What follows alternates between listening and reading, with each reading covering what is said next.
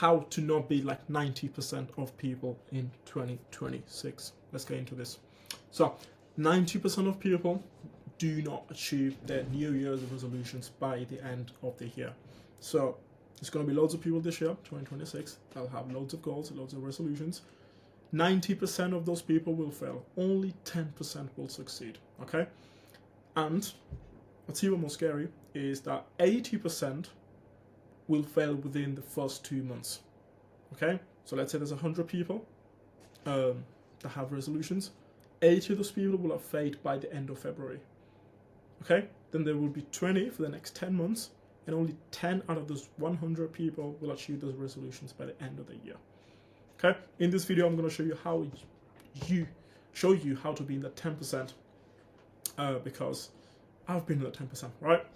I'll show you the reasons why people fail and practical action steps to take. Why should you trust me? Because my resolution for 2025 was to get in peak shape and get steroid accusations, which I did. This is how I look like, and if you follow me on Insta, you know that some of the steroid accusations that I have received, which is pretty fun, okay?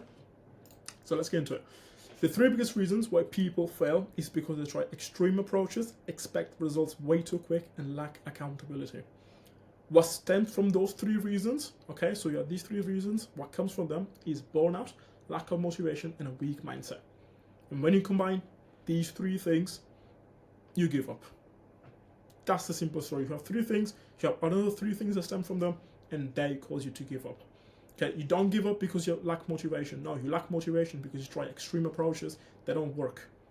Okay? And why do you try extreme approaches? Because you want results way too quick. Does that make sense now? Okay? Everything is connected here. So, let's talk about these extreme approaches. Examples such as 1200 calorie diets, no carbs, 1 meal a day, hours upon hours of cardio, training 6-7 times a week in the gym when you used to train once or twice, training for 2 hours each time when you barely train half an hour, waking up at 5 a.m. every morning when you're used to waking up at 7 or 8 a.m. Okay? Your body can only go so long if you treat it that poorly. Okay? There will come a point where your body will just say no. You will not listen anymore. You will not lose the weight. If you're losing weight on 1200 calories, which you will at the start, it's going to come a point you will not lose that weight anymore. Your energy is going to drop. You're going to feel sluggish. You're going to have brain fog. You'll have no strength in the gym. Your sleep will be really poor. Overall, no energy, no motivation. That's what we call burnout. Once you burn out, when you do burn out, you have no motivation because your body is just in the bin. Your nervous system and your physical body are in the bin. Okay? Therefore, you don't have motivation. When you don't have motivation, you don't take action. You don't take action, you don't get the results. Okay? The thing is, you end up recovering from this, burnout, and then after a few months, maybe you get motivation again and you try again. But if you repeat the same process, you're gonna get the same results. And if you keep repeating this process, okay, 1 time, 2 times, 3 times, 4 times, your mindset will weaken each time because all you've experienced is failure.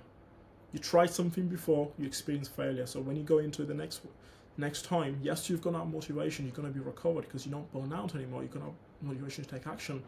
But deep down, I've tried before, but I've failed. Okay, so this week makes your mindset weaker and weaker and weaker, and then the time you try will become less and less and less. Okay, so the more you fail, the more you will fail, but the more you succeed, the more you will succeed. Okay, it's called the winner effect. It's described in a book called The Winner Effect, but that's something else. Okay, it's like someone who has never lifted a weight in his life, has never stepped into the gym, has never picked something up from the floor, but is trying to break the world record for the deadlift on his first day at the gym. The deadlift world record is 510 kilos, and the guy who did it took him years.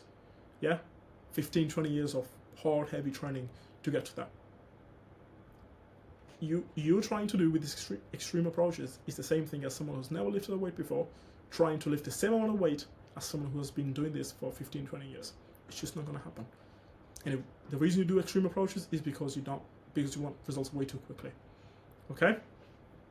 So, what you want to do is start off by doing things which are slightly outside of your comfort zone. So if your comfort zone is right here, what you want to do? Things that are just here.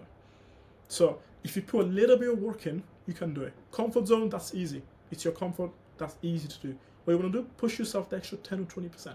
That's it. So if you're only used to training once or twice a week, try upping it to 3. If you only manage to do 5,000 steps every day, try upping it to 6 or 7,000. If you only drink 1 liter of water per day, try upping it to 1.5. If your food is 80% junk, just drop it to 60%. If you don't track your food at all, start by tracking 1 or 2 meals per day. Okay?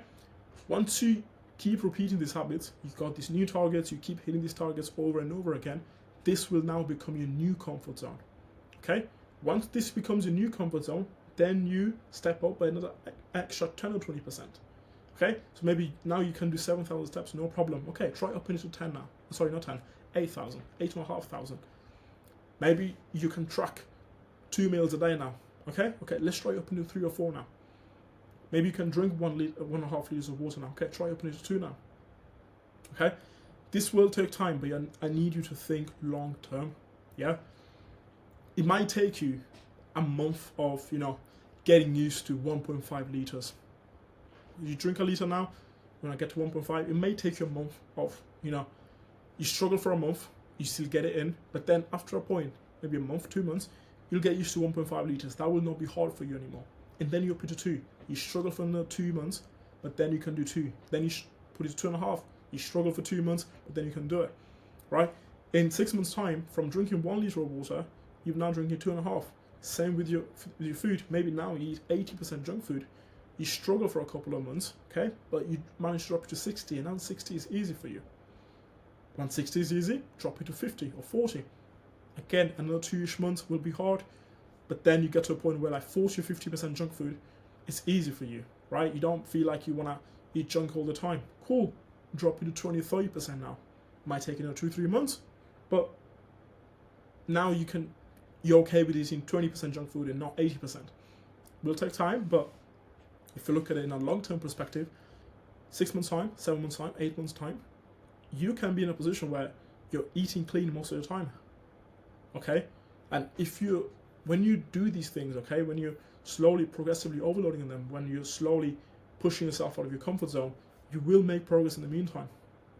You will do that, okay? But focus on these targets, and the weight loss or the physique change will happen naturally. Focus on hitting targets. Don't focus too much on the weight, okay? Because there are things you can do to control the weight, but you need to make sure you do them properly and not too fast, okay? Hopefully that makes sense now. Now, if you're someone who knows that results take some time, okay? Because a lot of people, they know, okay? They know that results take time. You probably lack accountability. This is why you give up. Almost 100% of professional athletes have coaches. So there's football players that you see, right? Basketball players, bodybuilders, they all have coaches. Now, if you go to amateur, only 5 to 10% of them have coaches. Now, if you drop it to normal general population, like most people watching this video, less than 5%. And this alone should explain why 90% of people fail. Because 95% of them don't have coaches, and 5% have got the willpower. Yeah, maybe you know one of them, maybe you are, okay? Who knows? But if for the past few years you've been struggling, you're probably in the 90% that will struggle, that might fail this year, unless you apply these tips. So this should explain why professional athletes are better at what they do and why they stay there for so long. Okay? Even me, I've got a business coach, I have a sleep coach, I have a physique coach. Even myself, okay? This is why I look better than 90% of people. Simple stuff, okay? Now, actually, sorry about this. There was another slide that was not meant to be there, but let's continue with this. So, accountability can come from coaches, but can also come from family members or friends. If for whatever reason you don't want to hire a coach, that's cool.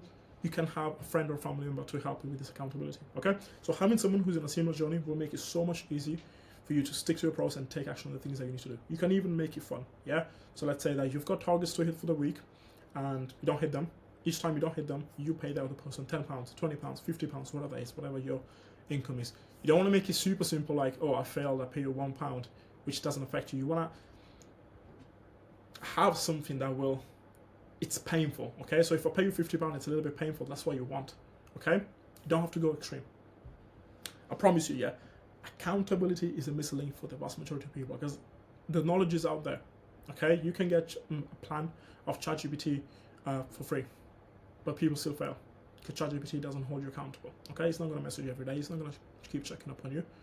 Okay, what I'm going to do, I'm going to link a habit tracker in the description of this video that you and your accountability partner can use and go over each of these trackers once a week. So you have targets, and then, you know, did you hit those targets? Great. If you didn't, you pay your partner 10, 20 quid, 10, 20 quid, maybe more, maybe less, and vice versa. It can be something else as well. Maybe the next time you have a cheat meal together, you pay for it, or whatever that is. Okay, I think this is pretty much it, isn't it? Yeah, all right. Any questions, let me know. I hope this was helpful, and I'll see you in the next one.